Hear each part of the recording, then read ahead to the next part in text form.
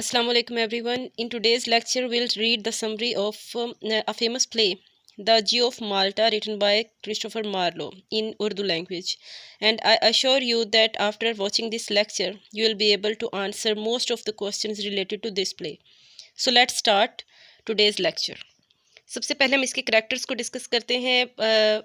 Barabbas is the protagonist of the play, and he is not a positive character, rather than he is a most negative character in the play. Abigail is the Barabbas' daughter. Ithamor is Barabbas' slave. Next have Furniss. Furniss is Barabbas' great enemy and the governor of Malta.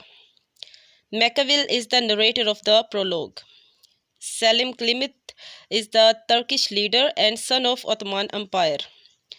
Don Matthias is Abigail's lover and Lodovic's friend. Don Lodovic is Furniss' son. Friar Giacomo, he is a priest, a flawed priest. Friar Bernardine, he is Giacomo's friend, and he is also a friar. He is somewhat better than Giacomo, but he has lust for money too. Bellamira is the prostitute who depues Ithamor into bribing Barabbas. Next have Pilia Borza, he is Bellamira's pimp. Catherine Matthias' mother and a voice of prejudice. Next and last one is Martin del Bosco. He is a Spanish vice admiral who convinces Furniss to break his alliance with the Turks in return for Spanish protection. So अब हम इसकी summary को जो है वो उर्दू में start करते हैं. सबसे पहले ये जान लेना जो है वो ज़रूरी है कि इस प्ले के अंदर तमाम किरदार जो है वो डेविल लाइक नज़र आते हैं हमें. इवन इसका प्रोटैगनिस्ट जो है वो भी जो है वो शैतान सिफ्त आदमी है, बिल्कुल भी जो है वो पॉजिटिव करैक्टर नहीं है. क्योंकि ये ड्रामा जो है ये यहूदियों की एक रवायती मक्कारी को जाहिर करता है. इस प्ले में विलन जो है वो सिर्फ एक नहीं है, बल्कि तमाम करैक्टर्स ही जो हैं वो हमें पॉजिटिविटी उनमें नज़र नहीं आती. तो स्टार्ट करते हैं. प्ले का आगाज़ जो है वो इटली के एक बदनामे ज़माना सियासी मुफक्कर मैकियावेली की तकरीर से होता है, और इस तकरीर से नाजरीन ड्रामे के थीम को समझ सकते हैं कि इस ड्रामे में क्या हो रहा है और क्या होने जा रहा है. इस प्ले के आगाज़ में ही हमें पता चलता है कि यहूदी है एक बराब्बास नाम का, जो बहुत ही ज़्यादा अमीर है और इसका कारोबार हर तरफ जो है वो फैला हुआ है. और इसमें इसी सीन के दौरान हमें पता चलता है कि वो जो ज्यू है बराब्बास, उसको माल्टा के गवर्नर फर्निस की तरफ से एक मीटिंग का मैसेज मिलता है. लेकिन बराब्बास जो है वो इस पैगाम को जो है वो नज़रअंदाज कर देता है, और वो फिर समझ जाता है कि इस मीटिंग का जो है वो ताल्लुक़ उस खिराज से है जो माल्टा की रियासत ने पिछले कई सालों से तुर्कों को अदा नहीं किया. तुर्कों ने भी जो है वो कई साल तक इस खिराज की अदायगी का मुतालबा नहीं किया, ताकि खिराज की रकम जो है वो इतनी बढ़ जाए कि माल्टा की छोटी सी रियासत इसे अदा ना कर सके.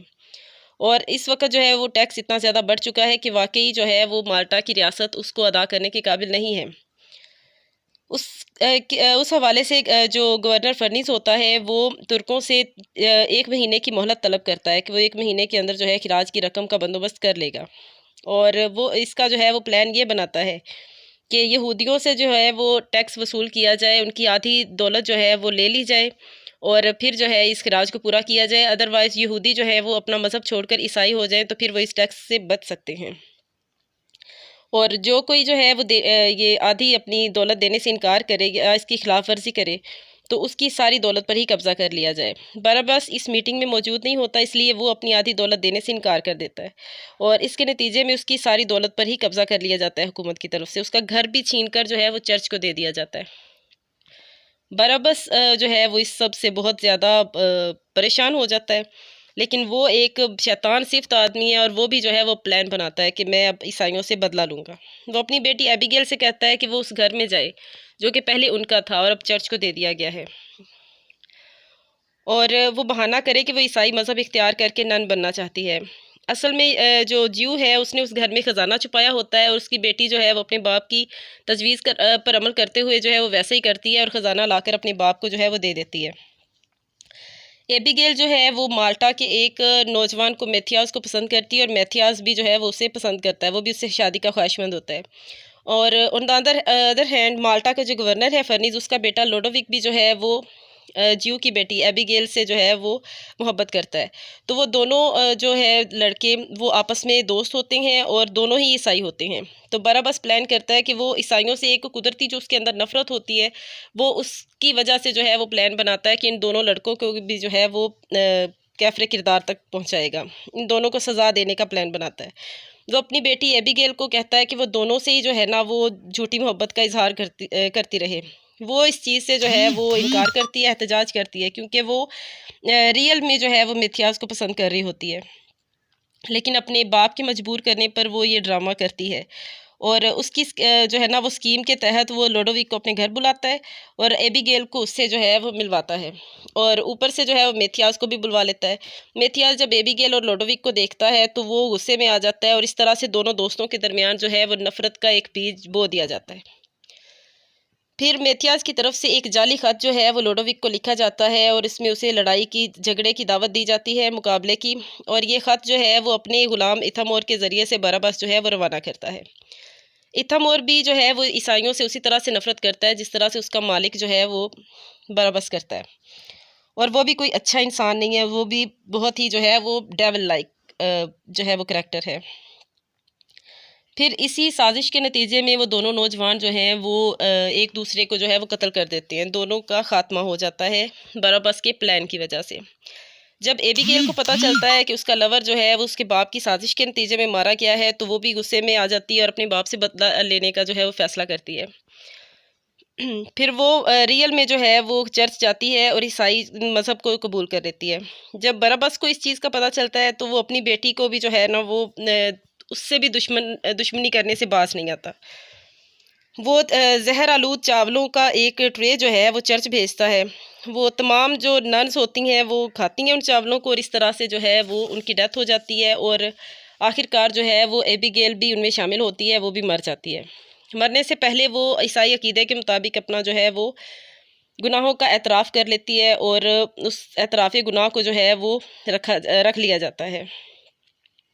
लेकिन ईसाई पादरी जैकोमो जो है वो बराबस को ब्लैकमेल करने का मंसूबा तैयार करता है।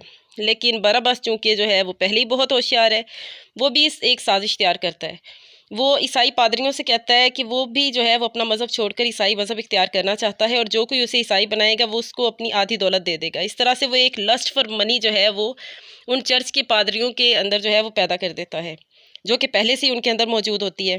तो ये दोनों पादरी इसे ईसाई बनाने पर जो है वो रज़ामंद होते हैं और दोनों चाह रहे होते हैं कि वो उनमें से जो है ना वो हर एक चाहता है कि मैं इसको जो है ना ये ईसाई मज़हब कबूल करवाऊँ। फिर वो एक दूसरे से लड़ना शुरू कर देते हैं। तो ज्यू जो है वो उनको मना करता है और जैकोमो से कहता है कि वो रात को 1 बजे उसके घर आए और उससे तन्हाई में मिले। जैकोमो के जाने के बाद वो बराबस अपने गुलाम इथामोर और बराबस मिलकर दूसरे पादरी बर्नार्डिन पर हमला करते हैं और उसे मार देते हैं। और फिर उसको जो है वो उसकी लाश को लाठी के सहारे खड़ा कर देते हैं और ऐसे लगता है कि पादरी जो है वो ज़िंदा खड़ा हुआ है। और रात को मुकर्ररा वक्त पर जब जैकोमो पादरी जो है वो यहूदी के घर में दाखिल होता है तो उसकी नज़र बर्नार्डिन पर पड़ती है। वो समझता है कि शायद दूसरा पादरी इस पर हमले के लिए खड़ा हुआ है स्टिक लेकर। चुनांचे वो भी उस पर हमला करता है, उसके सर में स्टिक मारता है जिससे बर्नार्डिन जो पहले ही मरा हुआ होता है वो नीचे गिर जाता है। उसी वक्त जो है वो बराबस और इथामोर दाखिल होते हैं और शोर मचा देते हैं कि पादरी जैकोमो ने पादरी बर्नार्डिन को कत्ल कर दिया है। इस तरह से जैकोमो को अदालत की तरफ से फांसी की सज़ा हो जाती है। इसी दौरान इथामोर जो है वो एक प्रोस्टिट्यूट बेला मीरा के जो है वो हुस्न का असीर हो जाता है। बेला मीरा जो है वो एक लालची औरत है और इथामोर से को वर्गलाती है कि वो अपने जो है वो यहूदी मालिक का कोई राज मालूम है तो उसे ब्लैकमेल करे और उससे रकम का मुतालबा करे। इथामोर जो है वो अपने एक ख़त लिखता है अपने जो है ना वो बेला मीरा अपने नौकर पिलिया बोर्जा के ज़रिए से उस ख़त को भेजती है और यहूदी से रकम का तकाजा किया जाता है।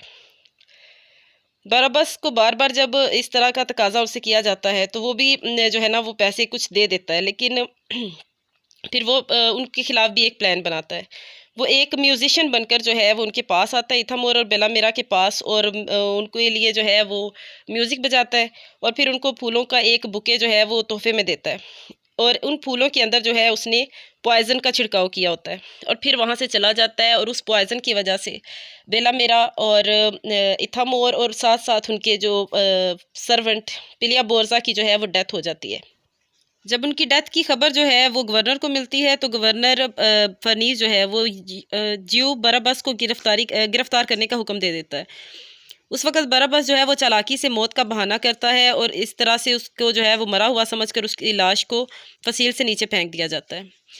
दूसरी साइड पर कहानी के अंदर जो है वो एक अलग से प्लॉट जो है वो सियासी हालात के मुतालिक भी चल रहा होता है और उससे हमें पता चलता है कि माल्टा के गवर्नर को स्पेन की तरफ से तुर्कों के खिलाफ मदद की यकीन दहानी करवाई गई है।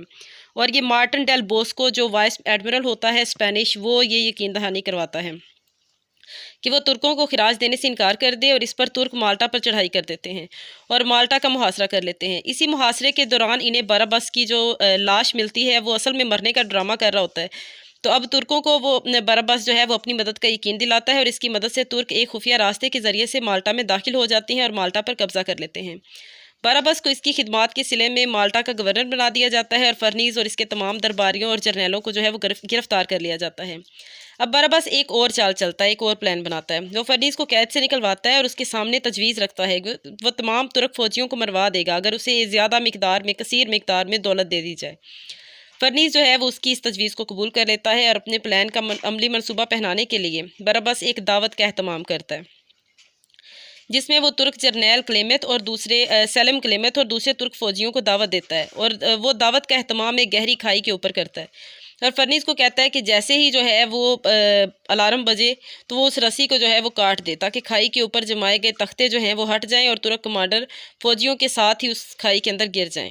अब दूसरी तरफ गवर्नर फर्नीस भी एक चाल चल रहा होता है क्योंकि वो बराबस की खसलत से वाकिफ़ हो चुका होता है। तो वो तुर्कों की आमद के साथ ही जब बराबस उन्हें आगे आने की दावत दे रहा होता है तो फर्नीस जो है वो रस्सा काट देता है और इस तरह से बराबस यहूदी जो है वो अपने अंजाम को पहुंचता है और वो खाई में गिरकर मर जाता है। जब तुर्क जनरल जो है वापस जाने के लिए मुड़ता है तो फर्नीस उसे रोकता है और बताता है कि उसके तमाम साथी और फौज जो है वो कैदी बना लिए गए हैं, लिहाजा वो भी अब तभी वापस जा सकता है जब वो माल्टा को मुनासिब खिराज अदा करें ताकि जो तबाही हुई है उसका अजाला हो सके। इस ड्रामे में मार्लो ने एक ऐसी दुनिया का अहवाल बयान किया है जहां हर एक को दूसरे को जो है वो धोखा दे रहा है और खुदा की परस्तिश की बजाय जो है वो सब लोग जो है वो दौलत के पुजारी हमें नज़र आते हैं। मुझे उम्मीद है कि इस लेक्चर को सुनने के बाद आपको अच्छे से समझ आ गई होगी। अगर इसके हवाले से कोई भी आपके जहन में सवाल है तो वो आप कमेंट बॉक्स में कमेंट करके पूछ सकते हैं और मिलेंगे नेक्स्ट लेक्चर में, नेक्स्ट वीडियो में। तब तक के लिए अल्लाह हाफ़िज़।